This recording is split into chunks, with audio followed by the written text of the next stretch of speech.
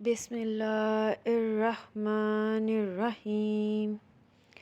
جو شخص ہر شب جمعہ اور جمعرات کی درمیانی رات اس درود شریف کو پابندی سے کم از کم 1 مرتبہ پڑھے گا، موت کے وقت سرکار دو جہاں صلی اللہ علیہ وآلہ وسلم کی زیارت کرے گا، اور قبر میں داخل ہوتے وقت بھی یہاں تک کہ وہ دیکھے گا کہ سرکار صلی اللہ علیہ وآلہ وسلم اسے قبر میں اپنے رحمت بھرے ہاتھوں سے اتار رہے ہیں۔